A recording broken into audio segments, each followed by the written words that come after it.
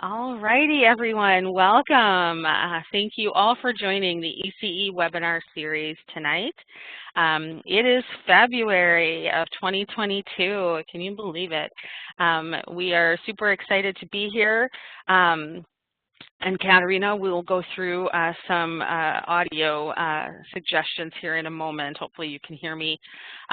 So welcome, my name is Mary Moose and I am the Department Chair for Early Childhood Education with Rasmussen University. And I will be your introduction tonight and get you to our webinar presenter post-haste. So first of all, though, I have to do a shameless plug because it's important as I work for Rasmussen University just to remind you all that we do offer fully online degrees in early childhood education.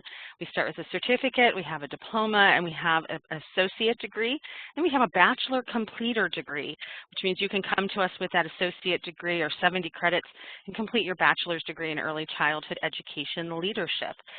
So if you want more information, you can give me a call or give me an email, or you can just go to our website where you'll be able to get in touch with some admissions folks that can help answer all of your questions about this as an option for you. We do have an information session, and we do offer these one time per month, and our next one is next Tuesday evening at 8 p.m. Central Time. So hopefully you'll be able to join. You can register by going to our website page for that session or a future one, and you can have a chance to get your questions answered, get some more information. Be sure to share it with those that might be interested as well. So you are in what we call a WebEx classroom. You've been muted to avoid background noise. So it's just pleasant because we're all at home. We're hoping you're all at home and in a comfortable place. And we want you to be comfortable. And we don't want the background noise that might be in your background to interfere with other people's experience. So it just makes it more comfortable that way. We do recommend that you use your computer speakers and microphone just because a cell phone, of course, you might be using minutes or however your cell phone is configured. But if you do have challenges and you are not hearing well from your computer microphones, you might want to switch to your phone, or if you're not hearing well through your phone, you might want to switch to your microphone on your computer, just because sometimes, you know, it's the technology. Internet plays us, and sometimes we have to go from one to the other. And if you do have any issues with connecting and you think it might be better, you can log out and come back in. It's not closed to you, so you can, leave and come back because it might just need a reset. Sometimes you need to unplug it and plug it back in, I guess. You remember that old reminder from way back when. If you have any questions, comments, you're answering questions here from our presenter, you will want to go ahead and use the chat. The chat is on the bottom right. You can chat to all participants, and that's what we prefer because we know that sometimes, the presenter will ask a question and we'll want to see everybody's responses. But sometimes we also know that your question may be a question other people have too. And so we want to make sure that everybody knows that that question is being asked. So if you can just put it into the chat box on the bottom right, make sure that the drop-down screen right above it says all participants. Otherwise, it'll only go to either one other person or just come to me, the host. And we will be monitoring the chat to make sure that your questions get answered and your comments get seen as the presentation goes forward.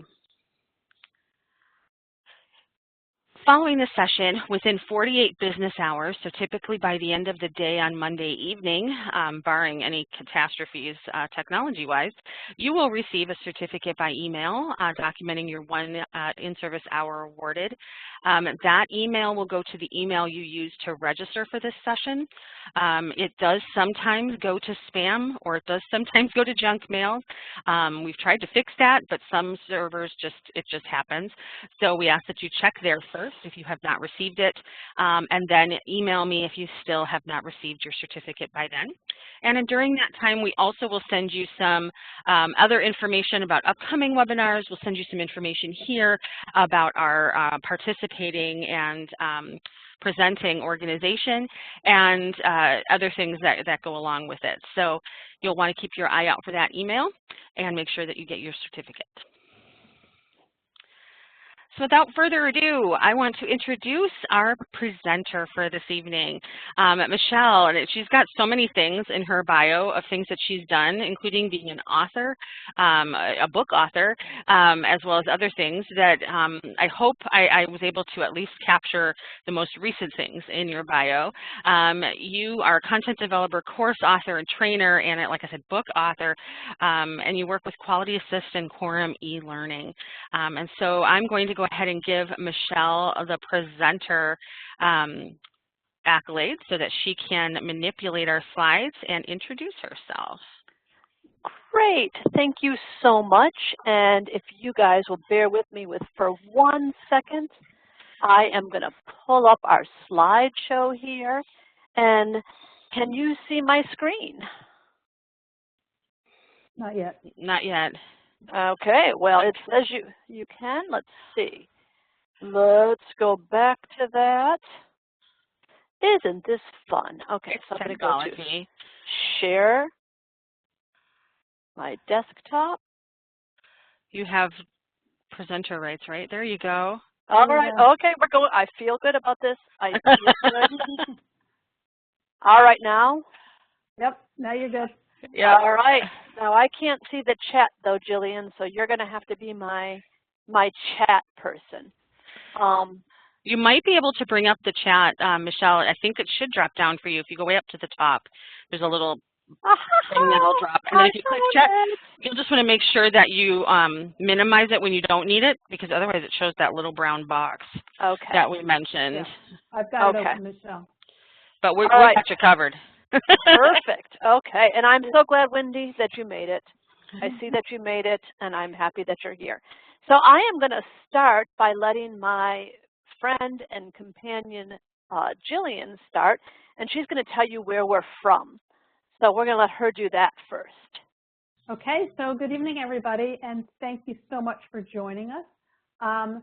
My name is Jillian, and I am with Michelle, and we are from Quorum eLearning, and we just want to give you another shameless plug, but we also want to tell you a little bit more about what we are, because Michelle's workshop has some content that is very relevant to what is going on today. So Quorum is an online professional development program, and you can join for very little cost, and Mary is going to send out a flyer with the certificates about Quorum. But basically, Quorum provides 24/7 access to online courseware and all the training you need for your CDA, and also provides training that you can use for local and federal training requirements. The courses are in English and Spanish. It's used nationwide, and we are partners with Rasmussen, and we are so excited to work with you all. And because when you join Quorum, you can use Quorum to get your state training hours, federal training hours, or to earn your CDA, and then you can articulate that courseware and get a tuition reduction and get your AA or your BA. So just a little bit about who we are and who Michelle and I are, and just want to turn it back over to Michelle for tonight's presentation.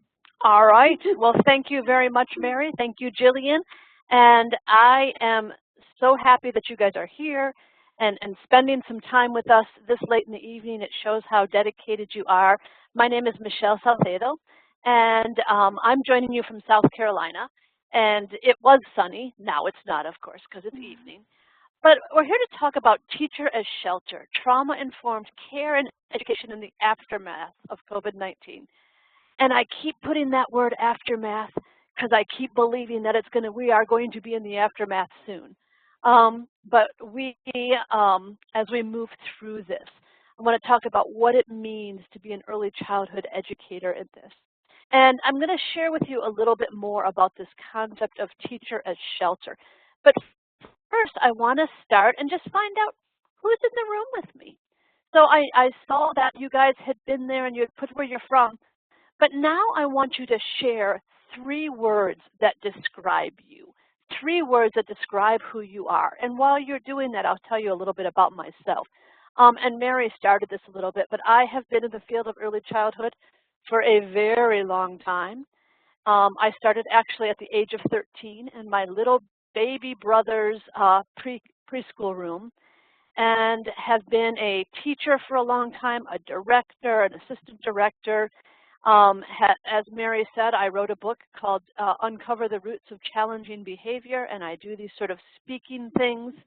And now I get to work as a trainer and to write trainings. And so I love these words: friendly, nurturing, funny, positive, respectful, kind, nice words coming through here, creative, caring, mom, helper, absolutely strong. Katerina, we got to be strong, don't we? Not rich, that's 2 words, but I saw the smiley face. Creative, respectful, great words. I want to share with you my words and how these words play out in the work I do. And so the first one is passionate. I love this field. I love the field of early childhood education. Like I said, I started when I was 13, and then I got back into it, maybe like some of you, where I had young children and thought, oh, this will be great. They can come to work with me. It'll be easy. And the more I learn about it, the more I learn about the science of early education and brain development. I am just so passionate about helping people understand the power of what we do and the power of those years. And so I'm passionate about that, and I hope that the passion that I have reaches out to you over the internets or interwebs or whatever we're doing here. I'm also curious, and that's great for work as a trainer, because as you know, as Mary and Jillian said, at Quorum eLearning, we produce a lot of trainings, and they say to me, hey, Michelle, we need a training on this. And I get to dig into something and find out about it. And I always joke that if I had a superpower name as a teacher, it would be super, I don't know, let's find out, because that's kind of my idea. And then I've been told I'm a little quirky. And I see some of you putting in here things like funny and creative, and I think you really need that when you work with young children. And you'll see here a picture. If you didn't know, in June, there is International Mud Day. And a director that I used to work with, she created this huge mud pit in the back of her playground. And the kids could come out and play in it. And she invited me to come play in it. And I got to spend 4 hours in the mud just playing with children. And it was so much fun. And just to see that learning, very much like Bev Boss. Wendy. And so I think that silliness and that willingness to just jump into the mud. If you're curious, those clothes didn't make it. And my car also needed a little bit of cleaning after the drive home. But that kind of tells you a little bit about who I am and what I bring to you tonight. And tonight, though, we're going to talk about something a little more serious, and that's trauma. But I also hope that we can have a little bit of fun as we're talking about some things. So we're going to talk about the hallmarks of trauma-informed care. And I'm going to introduce you to the 4 R's of trauma-informed care. And we're going to talk more about these, so don't worry about writing them down or anything right now. But this idea of realize, recognize what's happening, respond to it, and then resist re-traumatization. And I believe I probably need to move this chat box out of the way. I'm going to go ahead and close that so that we don't need to, it doesn't get in your way. Resist re-traumatization, easy for me to say.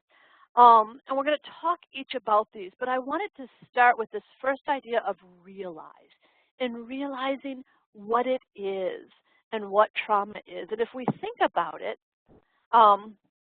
when trauma is really it can be 2 things. And the first thing is that trauma can be caused by an event. An event happens and it's traumatic, right?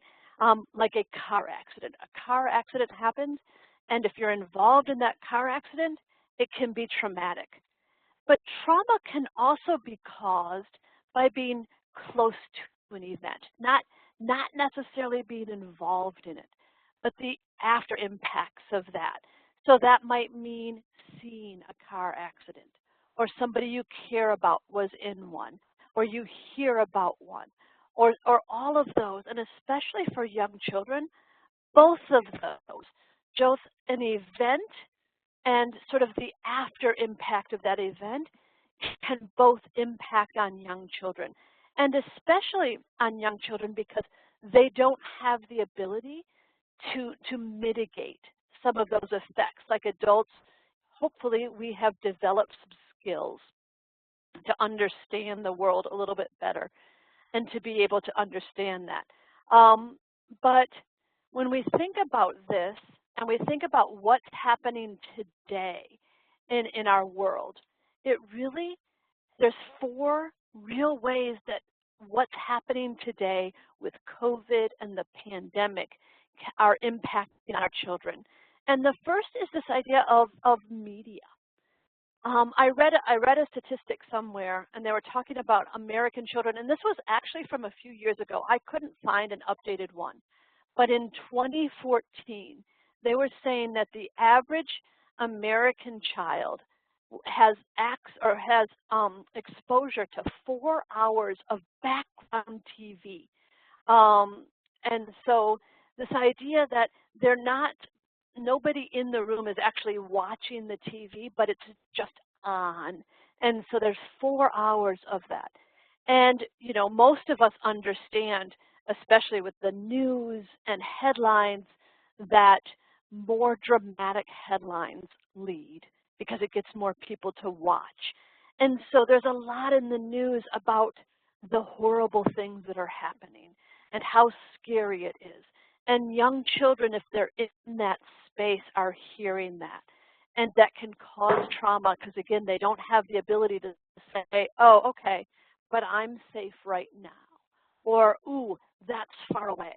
Or they're talking in this broad sense of it.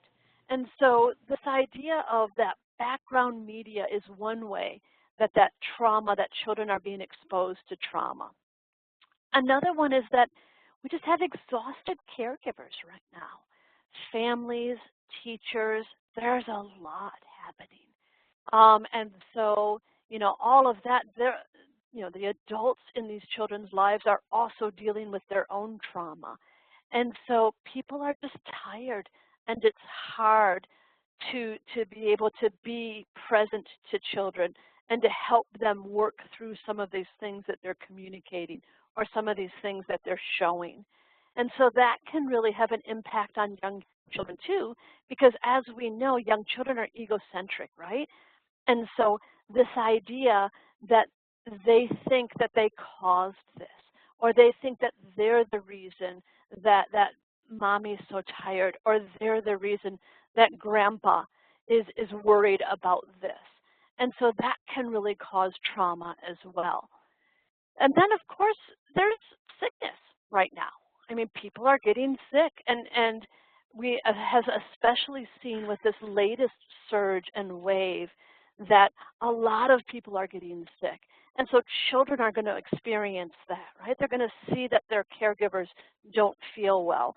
They're going to see that concern and that worry, people that they love getting sick, themselves getting sick. And so that's another way that trauma is going to impact on young children. And just the world is different right now. I saw this chart the other day, and I hope you can see it.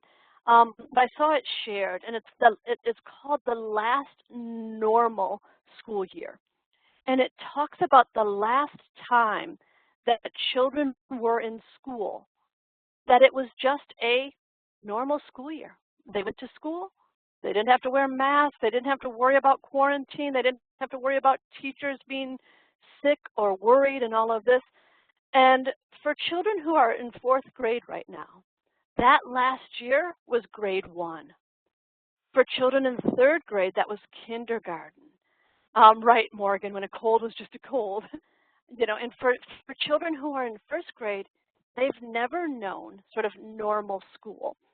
So in some sense, that's going to be a little less traumatic because it just is what it is. But for those other children, that feeling of this is different, this is scary, this is strange, all of that is going to impact on children. They're going to feel that trauma. And, you know, while children may be able to share some things with us, they can't articulate necessarily what is inside of them. And this idea of stress, it actually changes brain architecture. And I'm going to stop sharing for a second and ask Mary to play a quick video that we have about this topic. Let me. You know, that last picture was just killer for me. Just to see that. It's very sad. Wow. Wow. Yeah. Just that photo. Luckily, I put it in black and white. All right. Let's see if it's ready yet. Yeah, black and white is even more emotional. So now we are hopeful that you all will be able to hear this or see this video. I will add it to the chat here too, so that if you have difficulties, you'll at least be able to, if you have, you know, hearing difficulties, or if you have any video, slow video playback, then you'll be able to connect to it on your own or after the session. So here's the link, and so fingers crossed. Here we go.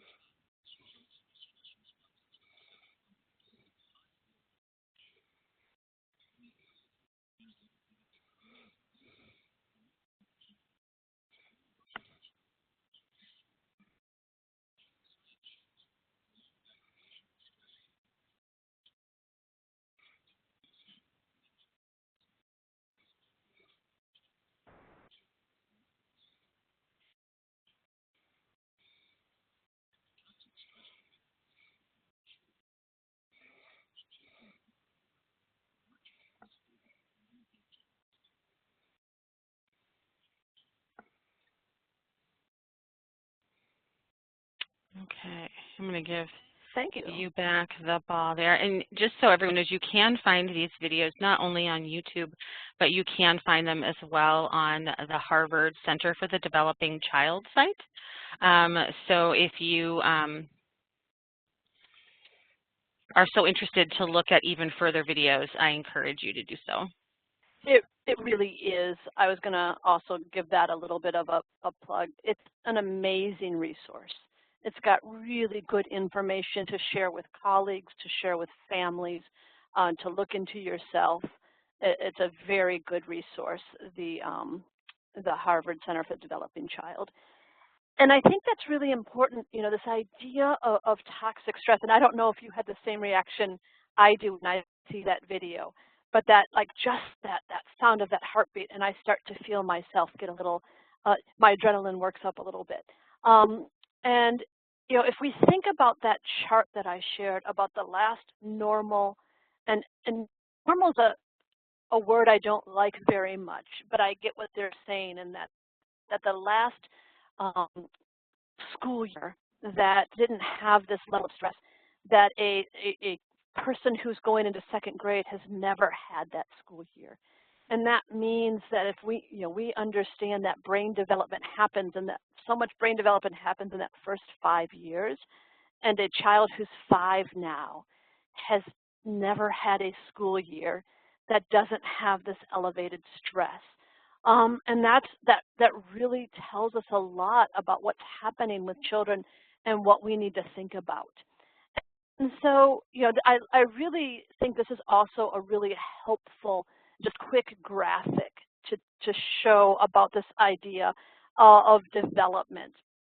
And, if we think about normal development or typical development, we start with our survival brains, and then we sort of build around it this idea of self-regulation and social emotional skills and cognitive skills, and they'll sort of build around our survival brain. But if a child or a human has seen a lot of trauma, that survival brain is always triggered. And so that means that even if that trauma is not there right now, they're feeling it, and they're always on the lookout, and they're always at that heightened anxiety level, waiting for something to happen. And what that means is, if we think about who children are, that means they're going to bring that to the classroom, right? They're going to bring that trauma, whether it's, physical or virtual. They're going to have that, and whether it be, and we're going to talk about how it might manifest itself. And if we think about how we respond to trauma as human beings, we can think about the 4 F's. And probably the first 2 you're very familiar with, this idea of fight or flight, right? That as human beings, when our survival brain is triggered, all of these chemicals start to go through our brain, and they get us ready to either fight our way out or flee the situation, right? But that also means that a lot of thinking is gone, that we're just in this physical mode. And then there's also the response of freezing, right? That I'm just going to freeze, I'm going to hide, and hope that the trauma passes by. And then one that I've been reading about much lately is this idea of fawn. And we see this especially with people who come from homes of domestic abuse, where there's this idea of fawning is that I'm going to flatter my way out of a situation, right? I'm going to be so friendly and wonderful that I can work my way out. And it's an interesting, and there's been some research being done lately about this response to trauma and what it looks like. And so we talked about the 4 R's, the realize. And so that's what we've started with, is just realizing what trauma is and the impact that it can have on children, and truly the reality of trauma that we're in today. And so now we're going to move to sort of this idea of recognizing what that looks like in a classroom. And so, this idea of fight, when we're in a classroom, that looks like tantrums or destroying properties, hurting others, showing defiance. All of those are examples of fight. And it can even be when that trauma brain is triggered, that doesn't mean that necessarily something has to set that off. But I walk into a classroom and my trauma brain is triggered, and I just am just like, and push a shelf down, right? Because that's the response to trauma. And fleeing is, hiding, covering face, daydreaming, giving up in conflict. Those children who you see who, they have a toy, somebody comes up and takes it, and they go, hey, and then they're like, no, you can have it, that's fine, right? That idea of giving up in conflict can be a trauma response. Freezing, ignoring, sleepiness, inappropriate laughter. And that's a tough one for us. My daughter was one of those who, when she was in trouble or something like that, would laugh. And it was infuriating, right? There's nothing here to laugh about. And then the more I understood about trauma, understanding that that is a response to that, and it's a response to that adrenaline that's in that body. And then that fawning, clinginess, overcautious, compliment heavy, the one who's on your leg all the time saying, oh, teacher, you're so pretty. I love you so much. Do you need anything? I don't want you. You're not mad, are you, teacher? Right? And so now, of course, all children have tantrums, right? All children love you and call you pretty sometimes. All children sometimes have trouble remembering. But it's when those things are consistent and they don't seem to have a appropriate trigger that we can start to think about this idea of trauma and how that might be impacting on children. Because, you know, one of the things that I talk about a lot in my book is this idea that behaviors communicate, that children don't have the ability necessarily to say to you, hey, things are tough right now. You know, I'm feeling a little overwhelmed. Dad's been sick. Mom's been upset. Grandpa, you know, and I think I've been wearing the same underwear for 3 days, and I'm just feeling a little overwhelmed. A 3-year-old can't tell you that. Instead, they're going to come in and they're going to kick somebody, or they're going to fall out on the floor and have a tantrum, right?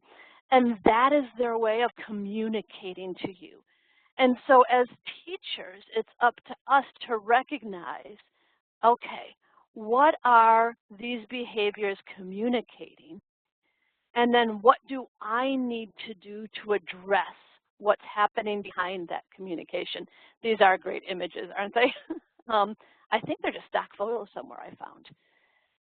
So when we talked about those 4 R's, realize, recognize, and then respond, we're going to spend some time now talking about what does that response look like in the classroom, right?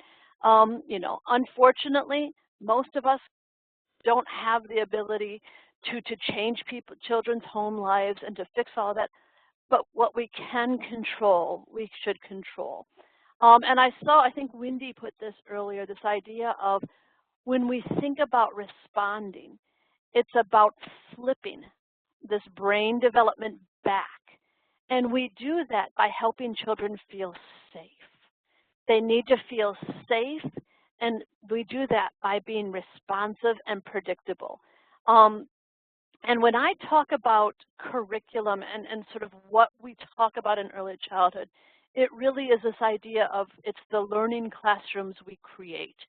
It's the activities that we plan and facilitate, and it's the relationships we build with children. All of those we can control, and we can control how we respond with those. And what we're going to talk about over the next few minutes is going to be, it's good for all children, right? It helps with all children, but it's especially important when we have children who are dealing with trauma. And I should have said at the beginning, and I apologize, is that I will have a space for questions at the end. But at any time you have a question, go ahead and put it in the chat. And Jillian is watching those, and we'll make sure to grab those, and we'll leave some time at the end as well. And so the idea is that when we respond to trauma, when we help children feel safe, and when we're predictable, we can flip that brain back so that that survival brain starts to relax and starts to say, okay, I don't have to always be on high alert here. So let's start by talking about responsive environments. And the first thing is this idea of predictable yet responsive routines, right? That I need to know as a child when I come in, if at all possible, who my teacher is going to be. And that my teacher needs to be consistent in the responses and how they are that day.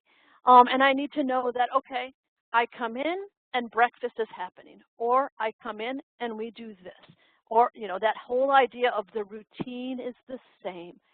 Children feel safe when they know that there is a predictable routine, that they have some ability to control what happens, and they have some ability to predict what's going to happen next. Now, however, that doesn't mean that it has to be set in stone, right? And so that if I'm doing a circle time and it's not going well at all, I can say, you know what, we're done. This was fun, let's move on. I'm responding to what children need.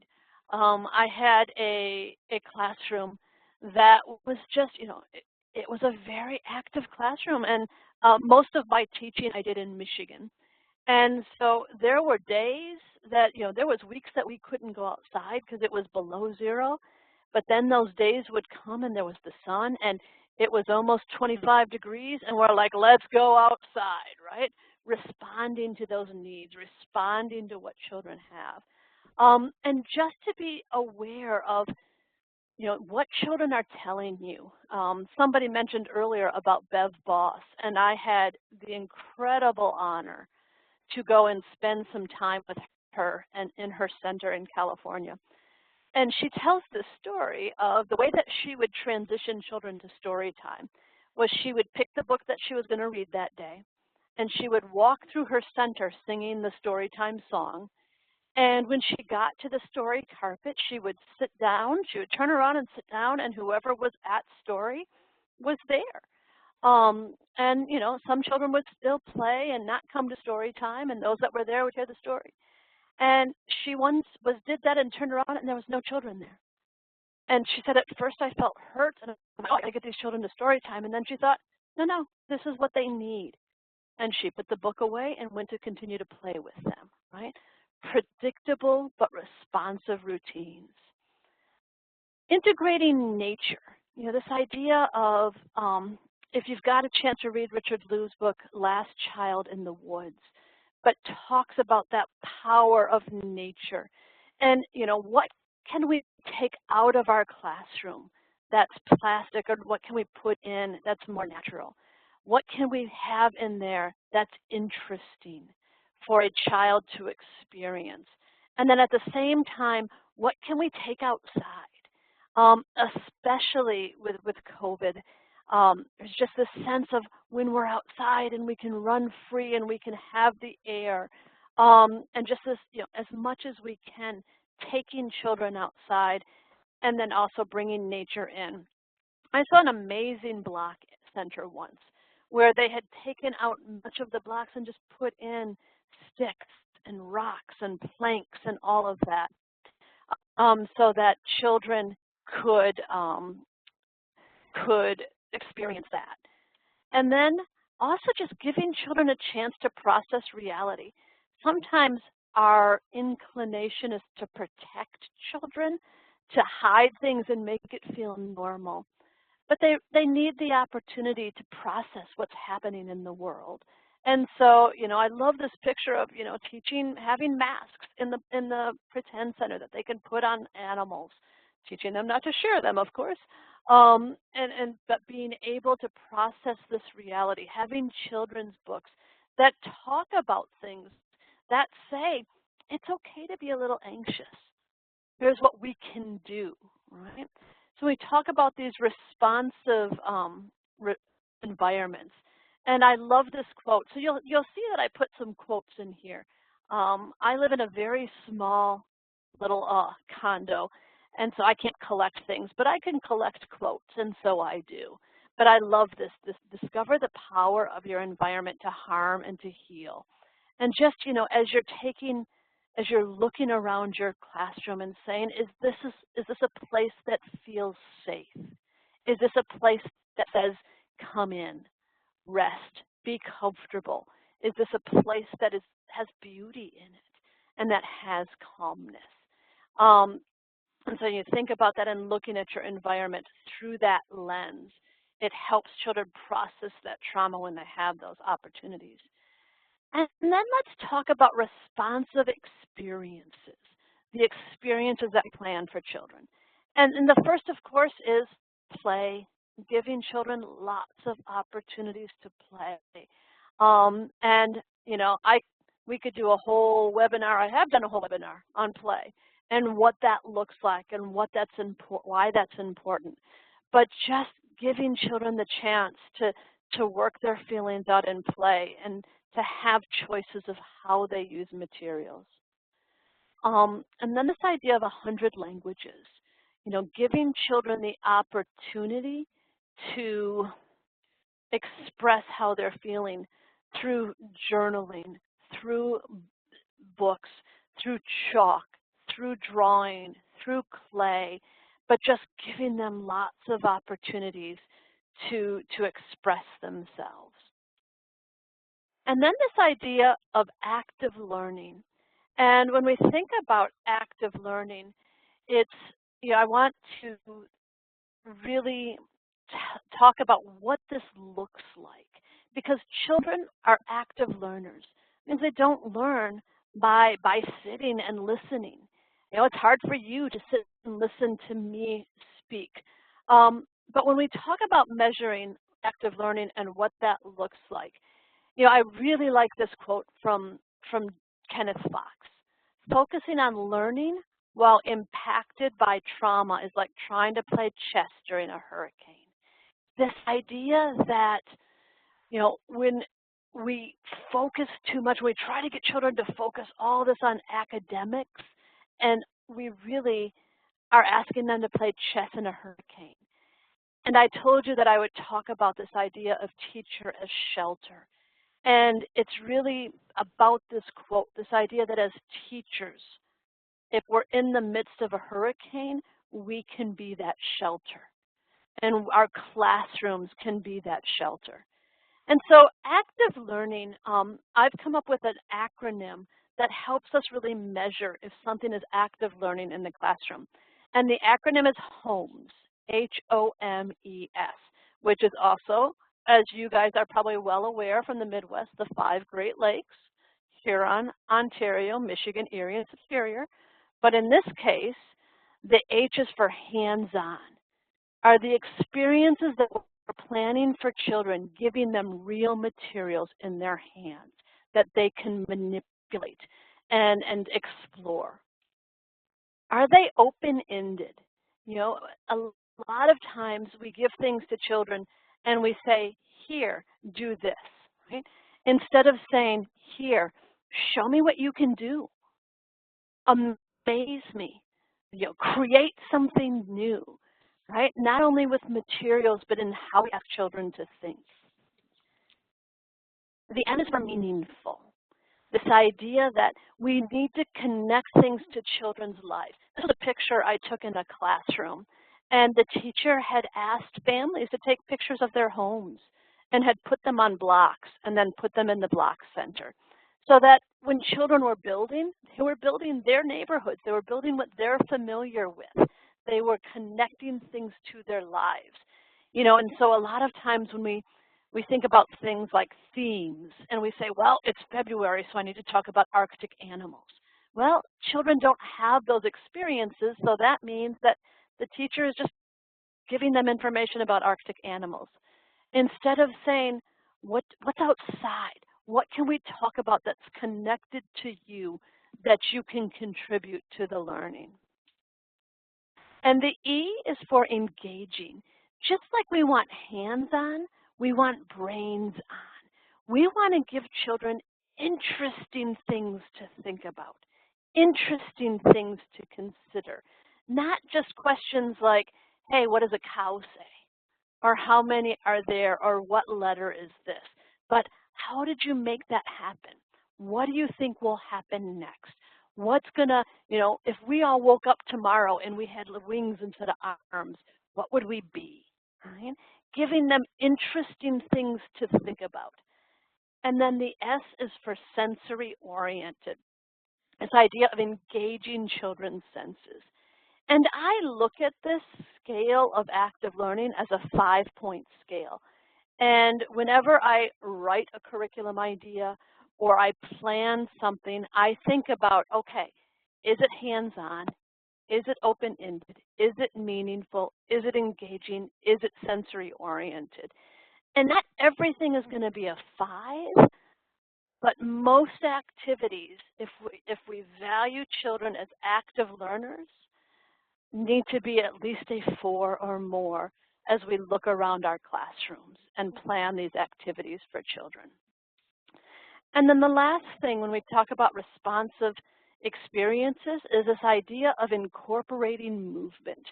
And this is something I feel is so important in early childhood. Children weren't designed to be in 4 walls with 18 other children for 8 to 10 hours a day, 4 to 5 days a week. But here we are, and that's okay. But it's up to us to make that as healthy and wonderful as we can for children. And one of the things that we can do is to allow for movement in the classroom. A lot of times we say, well, that's for outside. You know, movement's for outside. But then we can't go outside a lot because it's cold, or it's hot, or it's raining, or when I moved south, I found out they have these things called fire ants, and when those are on a playground, you can't go outside. So there's all these reasons we can't go outside. And so we know that children need to move, and we say that's for outside. Well, it's up to us as teachers to provide them with safe ways to move in the classroom. And I just want to show you some examples of ways that teachers that I've seen across the country have done that. And a lot of times we think, well, I put the hokey pokey on.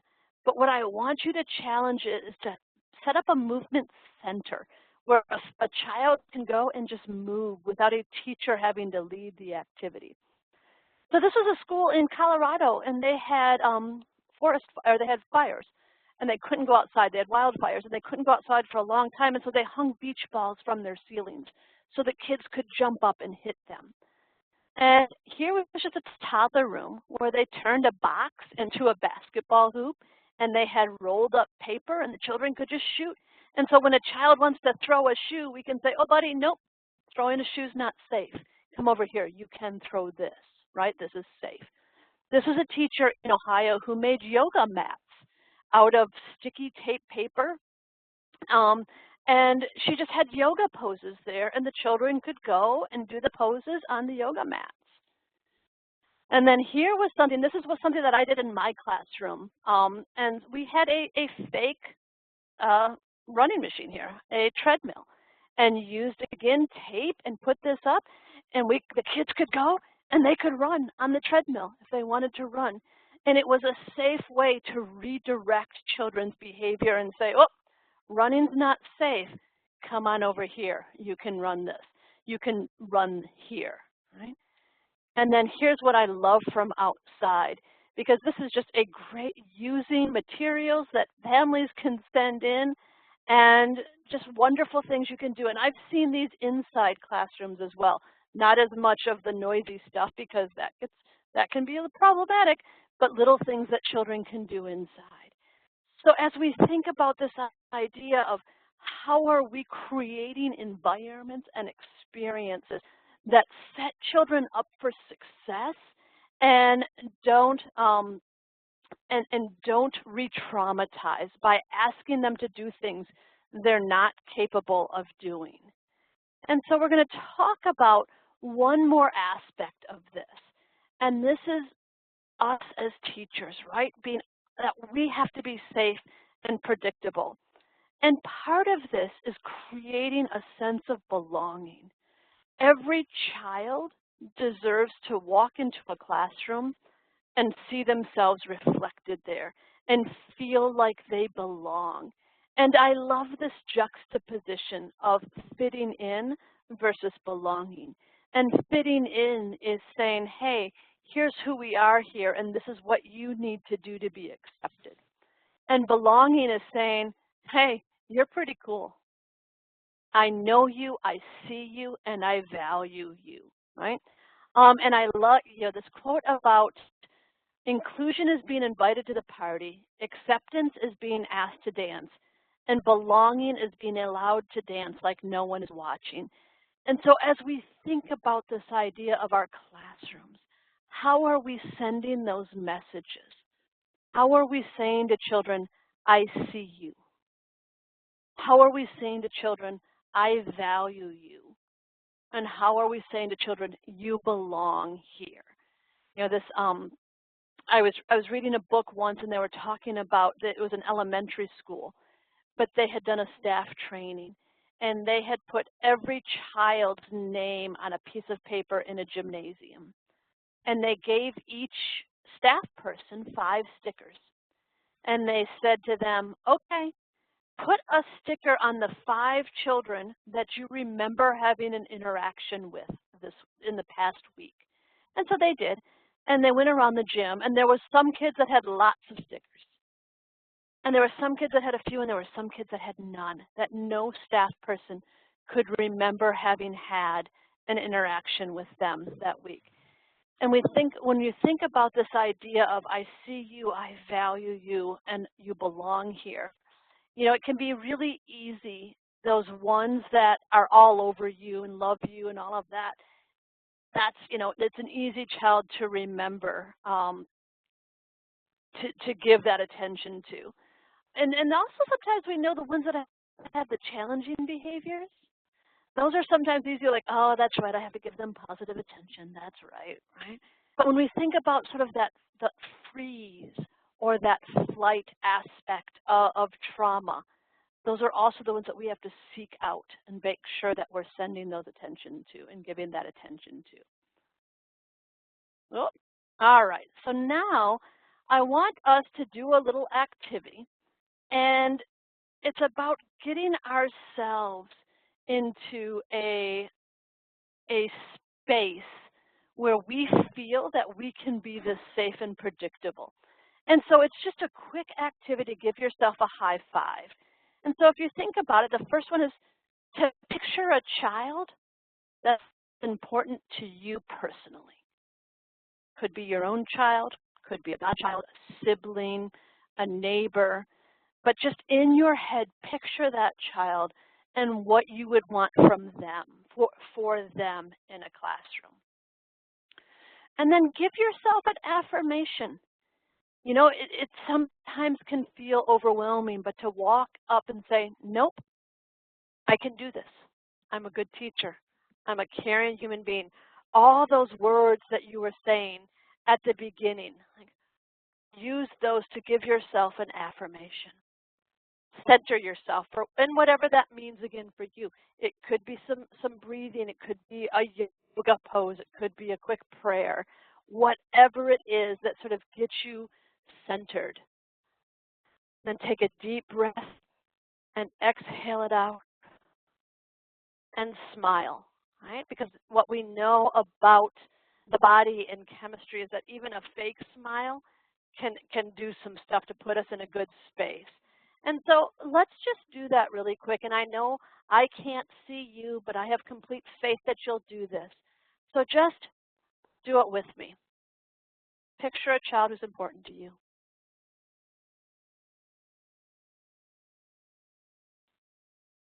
Give yourself an affirmation. Center yourself. Take a deep breath. Exhale. And then smile. And give yourself that high five and get yourself in that space before you go in that classroom. Because when we're talking about a trauma, a brain that's impacted by trauma, we just always have to remind ourselves that this child is not acting out of malice. This child is not acting out of, you know, like they're like, hey, I'm going to make this teacher's day as rough as possible, right? They're acting out of a reaction to something that's happening in their brain. And we can help counter that by giving ourselves this high five and getting ourselves in this space. And I saw it flash across my screen, but I didn't say who said it. I think maybe Tina, that says from ELF, I love smiling. It's my favorite, right? And I think, you know, we can also think about even putting a handprint on outside of our door and being able to give yourself that high five as you go in to get yourself in that space. And then, you know, this idea of you got to take care of yourself, right? And again, we could talk for hours about what that means. But all of us, you know, a lot of people, when you were saying your words, it was mom and grandma and teacher and caregiver and friend, and all of those are so important. But I love this idea of you cannot serve from an empty vessel. And so it's not selfish. Take care of yourself. Okay? And so, you know, this is just the tip of an iceberg of trauma-informed care. There's so much more. But when we think about, you know, first understanding what trauma is, understanding what stress is, and understanding what that does to the brain, especially the brain of a young child, it can really help us be a little more compassionate. And then that dependability as well, to go in there and say, hey, we got to do this, right? And then this idea of safety and predictability, that we have to be that safe and predictable person, and those safe and predictable environments, and those safe and predictable experiences, because we're that shelter. And even when the hurricane is blowing all around us, we can wrap ourselves around that child and say, I'm going to keep you safe, right? I'm going to be here for you, and we're going to get through this. And, you know, sometimes it doesn't, you know, that child may be with you for a short time, right? But for that 3 minutes, for that 2 months, for that year, they can see, they can feel that safety and feel that care.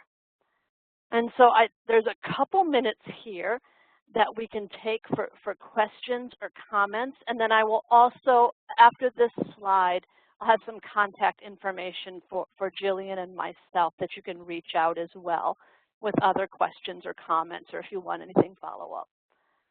But I will open my chat pane now. All I can see now is Will Ferrell shoving food in his face. That's the comment that I like to open the chat box and see. None of these questions that maybe I can't answer, but I like that one.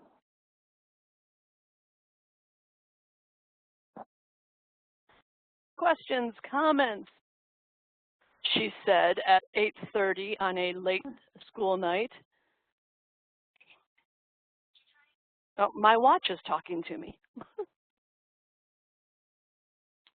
Well, all right. Well, then I will move on to our contact information. You know, here is our email address at Quorum Learning. If there's anything you want to follow up on, or you want more information about some of the things we talked about, or what Quorum is, reach out to us there. I have a Facebook page, Teacher as Gardener, that you're also, you can come and reach out to me there.